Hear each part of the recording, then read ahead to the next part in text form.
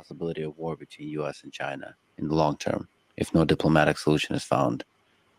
For example, on the question of Taiwan and one China policy. Right. How do we avoid the trajectory where these two superpowers clash? Well, it's worth reading that book on the difficult to pronounce Thucydides trap, I believe it's called. I love war history. I like inside out and backwards. There's hardly a battle I haven't read about. And trying to figure out like what really was the cause of victory in any particular case, as opposed to what one side or another claimed was the reason. Both the victory and what sparked the war and Yeah. the whole thing. Yeah.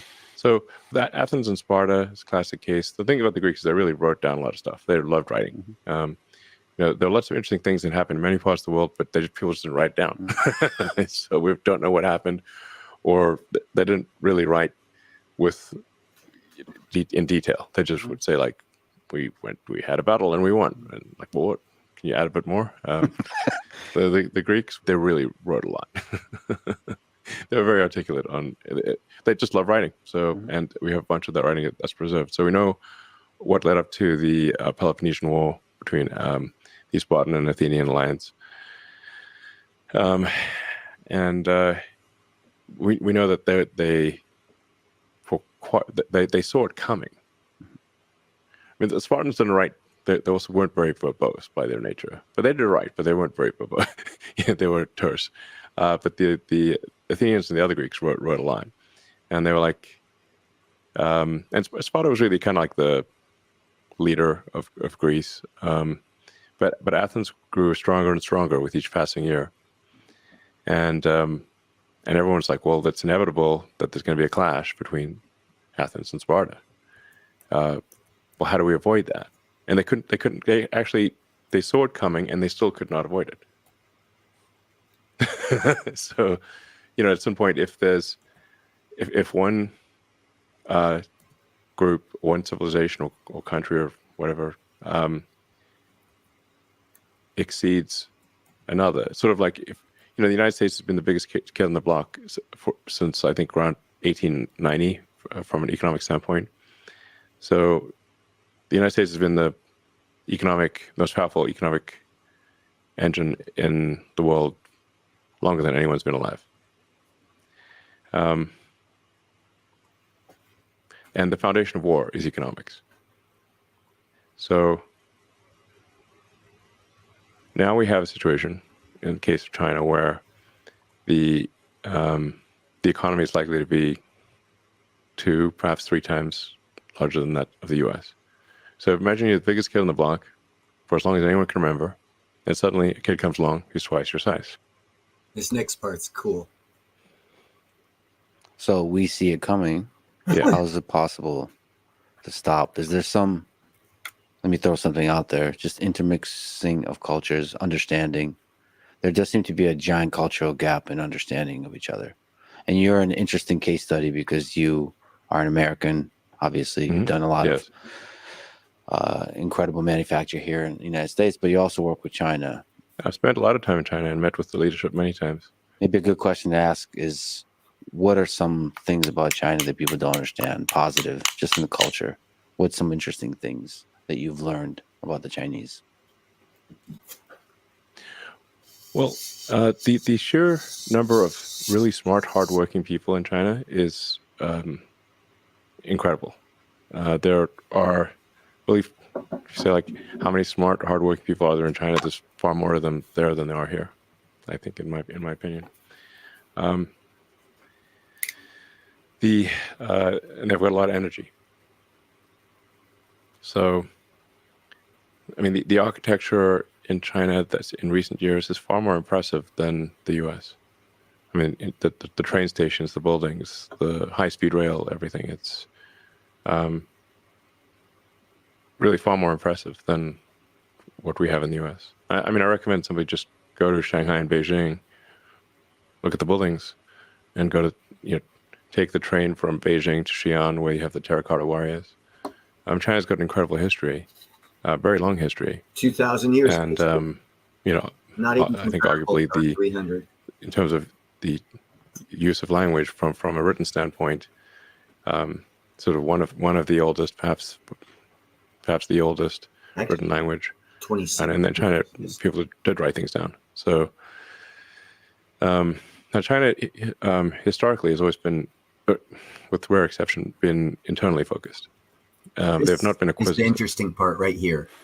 They've fought each other. There have been many civil wars. In the Three Kingdoms War, I believe they lost about 70% of their population. So they've had brutal internal wars, like civil wars that make the U.S. Civil War look small by comparison. So I think it's important to appreciate that China is not monolithic. We sort of think of like China as a sort of one entity of one mind, and this is definitely not the case. From what I've seen, and I think most people who understand China would agree, that people in China think about China 10 times more than they think about anything outside of China. So it's like 90% of their consideration is internal. Well, isn't that a really positive thing when you're talking Keep about the listening, collaboration Philip. and the It's future interesting. peace between superpowers? When you're inward facing, History which is like gets focusing very, on very, very improving yourself here shortly. versus focusing on Yeah. quote unquote improving others through military might. The good news, Listen- the history of China suggests that China is not acquisitive, meaning they're not going to go out and invade a whole bunch of countries. Now they do feel very strongly, so that's good. I mean, because a lot of very powerful countries have been acquisitive. The U.S. is also one of the rare cases very, that has very not been important. acquisitive. Like after World War II, the U.S. could have basically taken over the world and any country. Like we got nukes, nobody else got nukes. We don't even have to lose soldiers. Which country do you want? And the United States could have taken over everything. At will, and it didn't. And the United States actually helped rebuild countries. So it helped rebuild Europe. Greatest helped difference rebuild between Japan. America and every This other is country very in unusual history. behavior, almost unprecedented. Almost unprecedented, our country is. The U.S. did conspicuous acts of kindness, like the Berlin airlift. Keep listening. And I think, America is the it's always like, greatest well, country America's on done bad things. planet. Well, of course, America's done bad things, but one needs to look at the whole track record. And just generally, one sort of test would be, how do you treat your prisoners of war? Listen to this. Or let's say, no offense to the Russians, but let's say you're in Germany. It's 1945. You got the Russian army coming on one side. You got the French, British, and American armies coming on the other side. Who would you like to surrender to? Like, no country is like morally perfect, but I recommend being a POW with the Americans. That would be my choice very strongly. In the full menu of POW. Very much so. And in fact, Wernher von Braun took, a small guy, His father was like, was we've sure. got to be captured by the Americans. Yep. And in fact, the SS was under orders to execute von Braun and all of the German rocket engineers. And they narrowly escaped their SS. They said they were going out for a walk in the woods. They left in the middle of winter with no coats. And they ran and with no food, no coats, no water. And just ran like hell and ran west. And by sheer luck, I think his brother found like a bicycle or something, and then just cycled west as fast as he could and found a U.S. patrol. So anyway, that's one way you can tell morality is where do you want to be a POW? It's not fun anywhere, but some places are much worse than others. And just to give a side note on that, if you were a World War II prisoner of war in Japan, they still have war crimes going against them. They actually cut heads off, worked people to death, all this other stuff. The Russians, as Elon's fixing to say, pretty much did the same thing to the Germans after World War II. So America, the United States of America, is the only country in the greatest wars ever that didn't take over the world when we easily could have. We helped rebuild it. So for all you naysayers, and I know no one in here is a naysayer, but it just pisses me off when people say, "Oh, America sucks." No, no, no, we don't. No, every other country sucks. Without America, the world would be shit. So, anyway, so like America has been, while far from perfect, generally a benevolent force, and we should always be self-critical and we try to be better. But anyone with half a brain knows that. So I think there are, in this way, China and the United States are similar. Neither country has been acquisitive in a significant way. So that's like a shared principle, I guess. Now China does feel very strongly about Taiwan. They've been very clear about that for a long time. From their standpoint, it would be like one of the states is not there like Hawaii or something like that, but more significant than Hawaii. And Hawaii is pretty significant for us. So they view it as really that there's a fundamental part of China, the island of Formosa, now Taiwan, that is not part of China but should be, and the only reason that it hasn't been is because the U.S. Pacific Fleet. And as their economic power grows and as their military power grows, the thing that they're clearly saying is their interest will, clearly be materialized. Yes. China has been very clear that they will incorporate Taiwan peacefully or militarily, but that they will incorporate it from their standpoint is 100% likely. Something. Now, I got something to say on that too. Everyone seems to think that China. See, first off, you got to know the history of Taiwan. The Taiwanese people, the leaders of Taiwan, are actually the leaders of China. Back, I think, in 1937, 39, somewhere around there, the CCP that we know of China today came into power and chased off the leaders of China, the traditional leaders of China. The traditional leaders of China went everywhere, but to Taiwan as well, and formed their own country, and the Communist Chinese Party took mainland China. So what they're not suggesting will happen, which probably will happen, because the CCP is going to fall. That governmental system is going to go away.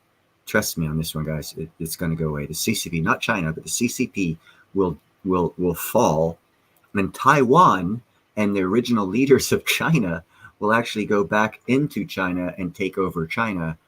So basically, it's not going to be China's taken Taiwan. Taiwan's going to take back China, is more appropriate way of saying what is most likely going to happen, just historically. And I say that because Xi, the leader of the CCP Chinese government, has already, and I got to be careful with my wording here, he's already made to disappear anyone that could theoretically take power if, say, he was to pass away. They have no line of succession if anything happens to Xi. So if he passes on, they're going to have civil war for control, and that's probably when the Taiwanese will come in and take control, stop the civil war, and unite China, bringing Taiwan, quote unquote, bringing Taiwan back in the fold. But in reality, the original Chinese rulers are coming back to China, bringing China back into the fold of Taiwan, which is the original Chinese leaders. And so if you look at it from that perspective, and historically that's accurate, actually it's 100% accurate. They're not telling the whole story. They're telling the story starting post-World War II China. And that's not China. That's the CCP. Now, The thing you said about conspicuous acts of kindness as a geopolitical policy, it almost seems naive. But I'd venture to say that this is probably the path forward, how you avoid most wars. Just as you say it, it sounds naive, but it's kind of brilliant. If you believe in the goodness of underlying most of human nature. Be kind. It just seems grateful. like conspicuous acts acts of kindness I love can it. reverberate with through the populace of the countries involved Yeah. and, Well, and de-escalate. absolutely. So, after World War One, they made a big mistake. They basically tried to lump all the blame on Germany, um, and saddled Germany with impossible reparations. And really, there was a lot of there was quite a bit of blame to go around for World War One, but they try to put it all on Germany, and that laid the seeds for World War Two. So that's a lot of people. Well, not just Hitler. A lot of people felt wronged, and they wanted vengeance. Okay, I'm gonna end that right there because he is 100% correct on that. They did want vengeance after World War One, because another thing they don't tell you about World War One is it was actually a family feud between the royals, the Kaisers and the English royals. It was their cousins. They were kissing cousins. They were their family, and they had an argument. And when powerful families have an argument, well, if those powerful families run countries with big militaries, you end up with world wars. And that's actually the reality of World War One. Also, the over in Russia, around the same time period as World War One, the czars were murdered off, and the CCP, communist Russia, came about. Stalinism, Leninism, all that stuff around World War One. So there's a lot of history, and that's why you need to know history, because it's going to repeat. And what Elon Musk just said is be kind, helpful, and grateful, and that'll change the world. America is an anomaly of nations in history in the fact that after World War II, Russia did not have nukes. We were the only country on the planet with nuclear weapons. We could have taken anybody, and they would have done nothing. We could have controlled the whole ball of wax. This earth, this whole earth could have been called the America Earth, because we would have owned everything. That's the route we could have gone had we been in Alexander the Great or in Napoleon or even England or China. If we wanted to do that, we didn't. We chose to rebuild and give them their sovereignty. That is the greatness that has never been seen on this planet that America brings to the table. So when you hear people say America sucks, just kick them in the teeth, tell them they're stupid and they need to learn history, because they're the problem. You forget who we truly are. They've shoved this crap down our throat. We've been taking it for years, but that's not who we are. We are Americans. Hey, James, and we have always been. We were created different than any country in history, and we will continue to do so as long as we are kind, helpful, and grateful to each other and remember the past and don't repeat it. Well, actually, America definitely needs to repeat the past of not taking over countries, but helping them rebuild and keep their sovereignty. No country in the world has ever done that. So when someone says, "Oh, America sucks," tell them move. Get the fuck out. Excuse my language. Get out of the country. Your attitude sucks, and so do you. Because America is great. It always has been great, and it'll continue to be great. We just have a bunch of people that forgot history. And I just had to bring this report of Elon Musk telling you about the American history. Not Neil Hahn. I'll tell you all day long. No one wants to listen, but let Elon Musk talk and agree with what I say. Be kind, helpful, and grateful. He didn't say it in those words, but he gave that premise, and it is 100% true. It starts at home. Run for local office. Say hello to your neighbors. Open the doors for the people who walk in front of you in the store, leaving or coming to the store. Small acts of kindness can change the world if we do 320 million of them 10 times a day. So that means every American has to be nice 10 times a day, and we can change the world Doesn't matter what our politics say. Doesn't matter what our economy says. That is the true power of America. The people. Don't let them take that away from you. You are free. If you see things happening, just join the crowd that's up in arms against it. Don't not speak up. The reason why we're in the issues we're in right now is because they silenced us. Well, most of you, they silenced. Go look at my Facebook page. When I started Facebook in 2011, the first thing I did was started screaming. Oh, and also, by the way, I found out, I thought my first run for presidency was in 2016. It was actually in 2012 because I had a Facebook memories to share. And it was actually 2012 was when I really got pissed off and started running for president. And when I say running for president, that means I told everyone to get screwed politically. And I never voted for any of them fools because I saw this stuff coming. And it took me years before I was talked into starting a channel. And now I've got about 3 years in the channel saying the same thing. Facebook name? Wow, that's a good question. I only post stuff. That's all I do is post stuff there. I don't know. Let's see. I guess it's just Neil Hahn. Yeah, it's just Neil Hahn. It's my name. And it's got a picture of Harley, my cat, my tabby. It's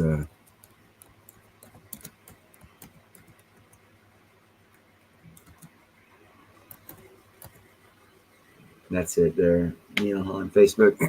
It's got a picture of the belly of Harley, my tabby cat, Gandalf's brother. But yeah, I was big animal rights advocates. I've helped change laws in states. Another reason why I like the first administration of the Trump administration, he was denationalizing stuff, making the states more responsible. And all of the people that I was dealing with in these rescue communities, all the big wigs, the lawyers and stuff, they were all upset. And I was like, you idiots, sit down, shut the fuck up and listen to me. I says, right now, what he has done for us is he hasn't taken away anything. He's given us the golden goose. Now we can have state issues and we can get national petitions, which means we'll have more numbers because we're handling it on a state issue, not a national level. Because on national level, you need millions and millions and millions of signatures on petitions. But what part of what Trump did is he changed shit up to where you can actually do changes of state laws using national petitions.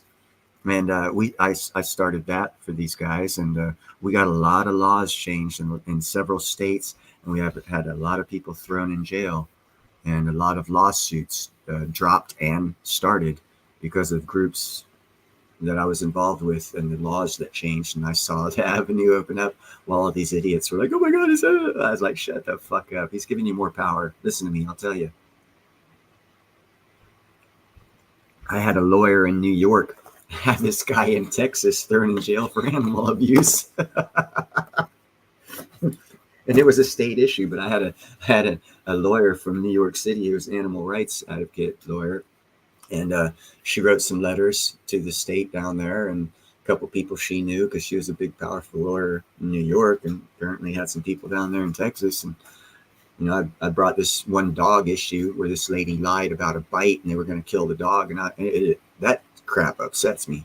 So I called this lady up, and I told her about it, and she called this friend of hers in Texas, and next thing you know, there was a lawsuit against the county, and then the lady went to jail for making false allegations, and it's a felony animal abuse, killing animals, and she was going to get hit with that had they put that dog down, all because I got that lawyer from New York to call someone in Texas and start some crap. I have since retired from that because it's a very heartbreaking route. It's easier now that it's not a national thing, that you don't have to fight the nation to get change. You can fight it on state level. And I did set up a lot of groups to where they can do that, and they're doing great. And I just walked away because I can only take so much heartbreak, and 10 years of heartbreak was good enough for me. We did a lot of change. There's still a lot more change need to be happened, but a lot got done. And there's still a lot to be done. So all these changes that have done in the past 4 years, they're going to get undone. And we need to hit the road running with change, because we can make change on state levels using national petitions, guys. So you can make big changes in your state if you become active in changing. You can change stuff in your county. Imagine if you want something done in your county and you start a petition nationwide, and you walk into your county commissioners and you hand them a petition with 6 million signatures on it, and there's only 300,000 in the county. Well, now you're being listened to. Now you're a bigwig. Now you're making change. It's that easy. And yeah, they'll get their lawyers out and say, this is illegal, you can't do this, this doesn't count. That doesn't matter. You've already made the stage. And they see you as a bigwig that can bring in a lot of votes. And they're going to listen to you. And you can make policy changes. You can change the direction 1-2 degrees. That's all it takes. A lot of people doing that, a lot of good people doing that, and we got ourselves our country back. So we need to be getting ready to hit the ground running on that, and see what kind of change you want to make in this country. Start getting together with other people, because it's going to happen fast, and if we can work quickly, we can get a lot of things changed if things are going to happen the way I see them happening. And the video I just did proves to you that America is the best country that has ever been on the planet. And that our history proves that. That means your parents and grandparents were great. All I ask is you join them and be American and become great with the rest of the country. And let's take our country back. Let's start our companies. Let's make money. And let's be kind, helpful, and grateful on a grassroots effort, like Elon Musk just said in that video I showed. He didn't state it in that ways, but basically what he said was, be kind, helpful, and grateful. Go outside, each and every one of you, and be kind, helpful, grateful. We will change the world. That's what he said, basically. You can go back and watch the video in his own words. He said it a little differently, but that's the basis of what he said. Same thing I've been saying for years, because I saw it. It's like I need to sit down and talk with Elon, get him on board with my administration. So I was going to hire him too, but Trump stole that freaking banana from me. Now y'all are going to be voting for Trump instead of me, and I might only get 15 votes this time. Damn the bad luck. But America's going to be going in the right direction, and that is why I run for office every 4 years. Because until America is going in the right direction, I will continue to run for office as president, because I think I can do things better than they are. And just like Elon Musk said, it takes everybody inside your own house making that change and deciding to be nice, deciding not to go to war. Make those conscious decisions and let it flow out into your neighborhood. And then it flows out into your county, and then into your state, and then into the rest of the nation. And then we got our greatness back. And like I said, after World War II, even Elon Musk stated it. After World War II, we were the only country on the planet that had nuclear weapons. We could have taken over the world. We chose not to. We chose instead to use that power to rebuild the world. It was the people of America, our grandparents, or great-grandparents, or parents, depending on how old you are. Probably grandparents. But it was the people of America that made the conscious decision, instead of being warmongering world conquerors, which we could have done. We could have done what Alexander Great wanted. We could have taken over the world because no one else had nukes. I mean, again, go back to the video that at the beginning of this video, Elon Musk stated it perfectly. We were the only ones that had nukes. We could. What country do you want? We could have taken it. And we made the conscious decision to rebuild them and let them have their sovereignty. And because of that, yeah, we have the world we have now. But it was the greatness of our families, our grandparents and our parents and our great-grandparents, to make those decisions that make us great. We need to do that. We need to do that. We need to be great. We need to go outside. We need to be kind. Open the door, smile, wave. Small kindnesses, man. It makes all the difference in the world. A guy could be coming home from work, worst day of work ever, pissed off. Who knows? He's going to kick his dog and hit his wife. And you say hello to him because you see he's having a bad day. Say, hey, man, you okay? Sorry you're having a bad day. That could change his whole attitude, which changes his whole life, because when he goes home, he doesn't decide to kick his dog and beat his wife because someone showed an act of kindness to him when he was down. And yeah, I used a male as an example because I'm sexist, whatever. And it's just, it is what it is. And screw those terms. It's just the fact of making that change. In the Southeast, that's why I love the Southeast. When you're driving, at least it used to be, I haven't been there in this millennium, actually. I actually know 2001 I was down there. And people would like wave to you. Even if they're like driving with their hand on the wheel, they raise up 2 or 3 fingers to acknowledge your existence. The simplest thing in the world to do. Acknowledge someone's existence. That's an act of kindness. It's so simple. It's so simple to change this country if we all just get out there and make it happen. I saw this, and it was a 7-day-old video. I'm surprised I didn't get it earlier. I don't like that guy who gave the interview in reality. That's probably why I didn't get it earlier. But it was such a good interview, and it gave such good information based exactly on what I've been saying about, be kind, helpful, and grateful. Be kind, helpful, and grateful. And we can change the world. How can we change the world? By making America the way it was when we were able to take over the world, and we made the conscious choice to rebuild it and give sovereignty to the countries and become a moral police force to the world, or which we've obviously since lost, but that's irrelevant. It's lost. It's not like it can't be found. And how it can be found is by us being kind, helpful, and grateful. Okay, I'm gonna read some of the chat. Sorry about my rant. Okay, hey, Space Miner, sorry about that. Original Tint, how's it going? Gerald, yeah, see, all that needs to change. All that needs to change. That's not what the POTUS is. It is now, but that's not what it was.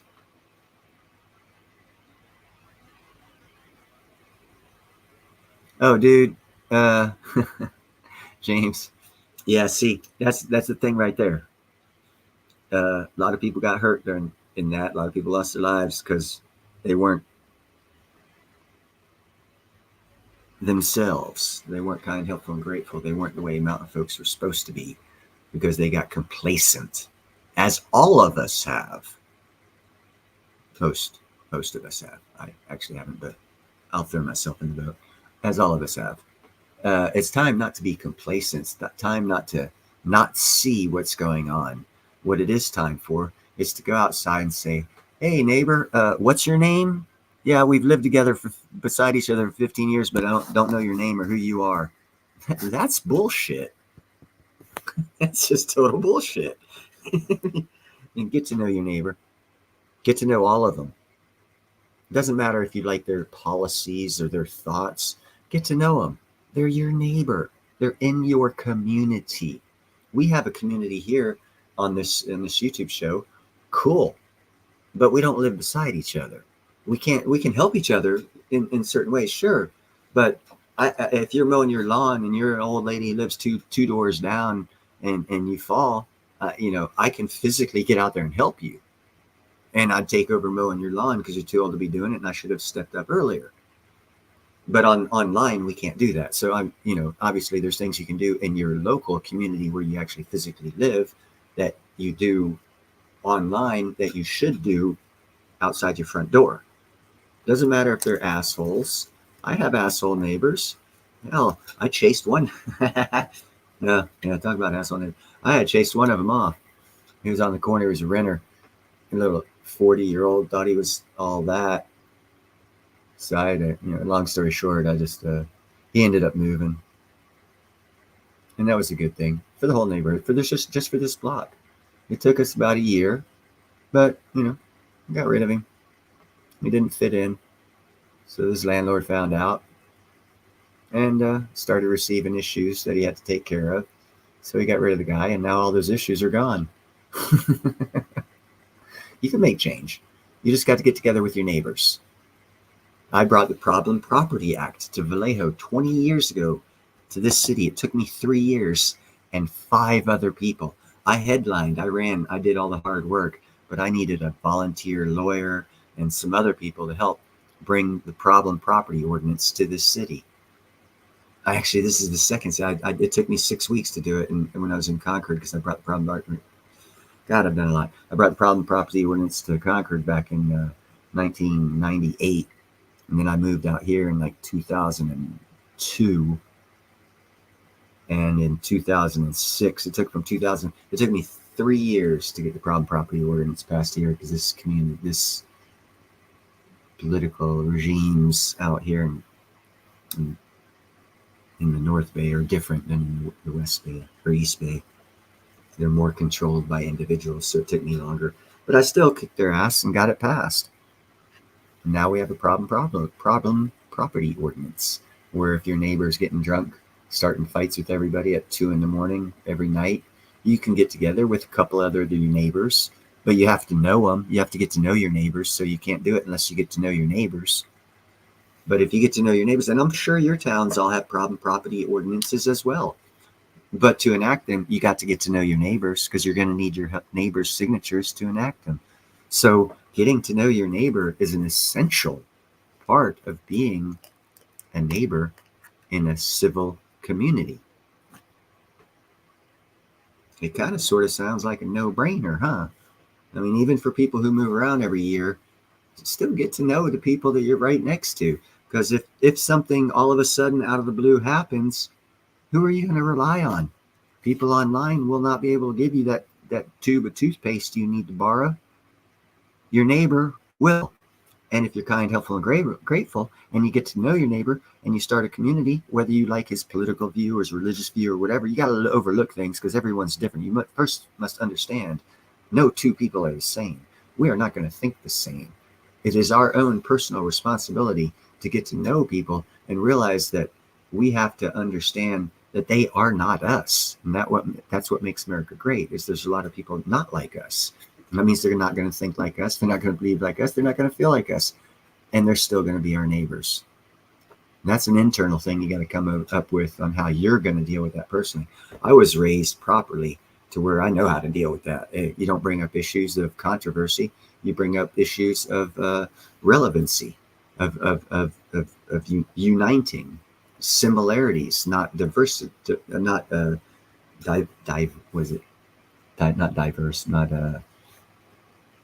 device. You don't bring up divisive conversations. You bring up unifying conversations, and you speak of unifying things. So in other words, if you have an Islamic neighbor, don't talk about religion.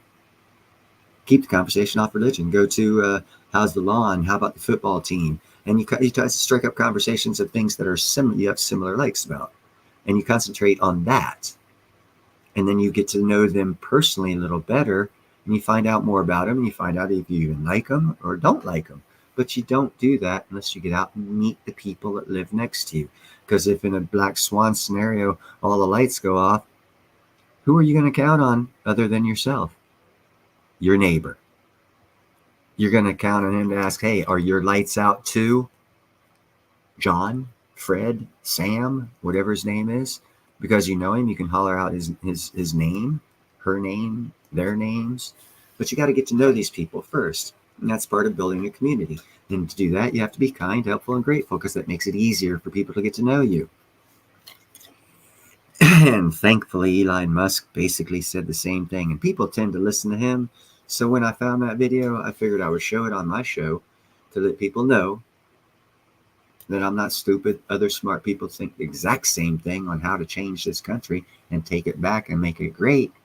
And it starts with, take that little index finger, hold it out to the screen, turn it around, and point it at your chest. Hit yourself a few times with that finger. It says it starts with you at home, being kind, helpful, and grateful. You have the power to make the change. I'll yell at the top of my lungs till the cows come home and longer, but I can't do nothing about you making the change that you need to make America great. And I and Elon Musk firmly believe that it's being kind, helpful, and grateful is the way to do that. It's the best start. Yeah, Gerald, common ground, common interest. Yeah, there you go. I mean, yeah, the similarities, similarities, similarities. It's all about similarities. You discuss things that are similar, not similar. But you figure it out. It's your neighborhood. They're your neighbors. The people you live beside, people you're going to need to counter. I have that with my neighbors. I'm going out today, and I'm going to get another 20 or 30 avocado for free because they're in the yard next to mine. Actually, the limbs are hanging over in my yard. But I'm going to borrow my neighbor's. They got that long pole that's got that cup at the end of it because it's a pretty big tree, and I don't want to really climb it today. And I'm going to pull down 20 or 30 avocados, and I'm going to go around. You know what I'm going to do? I'm going to be neighborly, which I have been for the past 2 days. It'll be the third day I'm doing it, actually. And I'm going to hand out 5 or 6 avocados for free to any neighbor that wants one.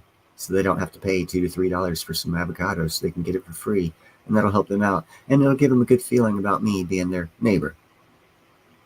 And it's obviously easier for me because I've been doing that here in this town since 2002. So I've been doing it for 22 years in a 2-block area.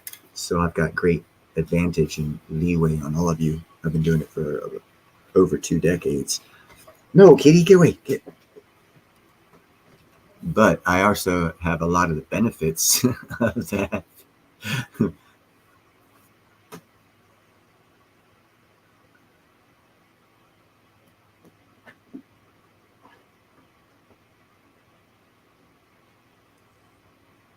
Yeah, that's the real bad thing about California is every year it's getting better now, but it was like almost every year there would be a different neighborhood because people would only rent for a year, and these are gloriously beautiful historic houses around this neighborhood. But they were all the owners live in like New York City, and they just rent them out for cash, money, profit. They don't give a fuck about the property or anything, and it all started to go to hell. But now we got people in here that are buying and actually living instead of renting it out, and that makes for a lot better of a neighborhood because then you don't have to get to know the person across the street brand new every year for 20 years. Kind of redundant and old after a while.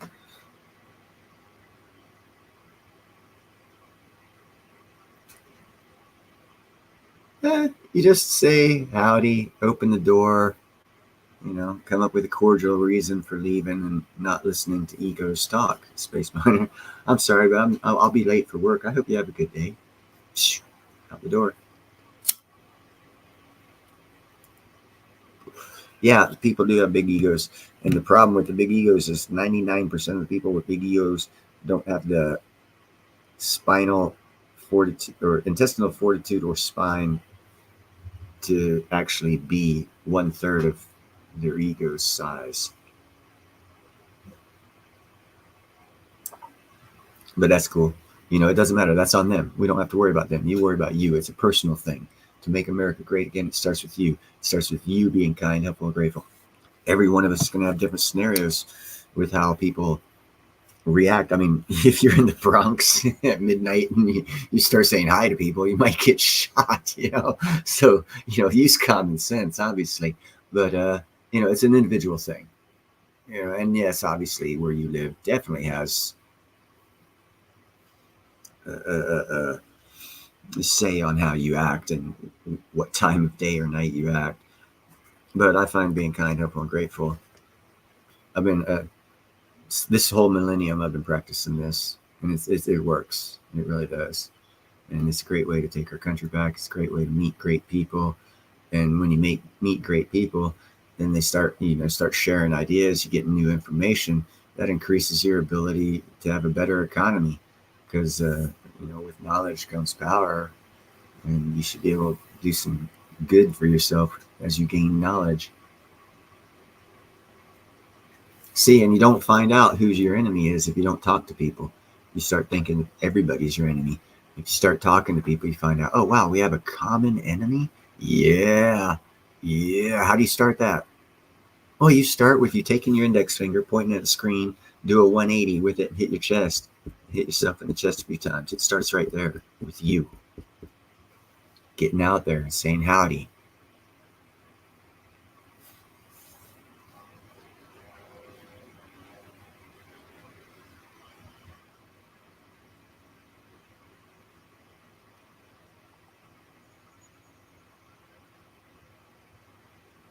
But anyhow, that's all I wanted to do is bring that report, because it was a report from a big wig, richest man in the world, one of the, I don't know, probably top 100 smartest people in the world, saying basically the same thing I'm saying. America is great. America is the people. We have proven our greatness in the fact that we could have taken over the world with ease and chose to rebuild it instead. In that fact, it made America the greatest country to ever exist in the history of the planet, of as far as governments go. So to get it back to that phase, we, the people, have to be kind, helpful, and grateful, because it starts inside you, inside your house, and it spreads out. And if there's 50,000 of us that all do this, then all of a sudden in 1 month there's 200 million. And we have our country back, and we're in the right direction, onward and upward. Let's all make money together. Whoop, whoop, whoop. But before that happens, I would say buy some silver, platinum, and crystallized osmium right now as you're making the change. So that way, after the change is made, you'll have a lot of money. But anyhow, I'm going to end this stream now. Thank you, everyone, for hopping in on this crazy morning, mid-morning, afternoon, wherever you're at, the time there. Thank you for joining. And I'll talk to you guys later. Next time I find a cool report like that that basically says what I say, but it comes from a rich guy who's got all the money. I'll talk to you. Thank you, Chad. I'll talk to you later, Independent Mini. Have a great day.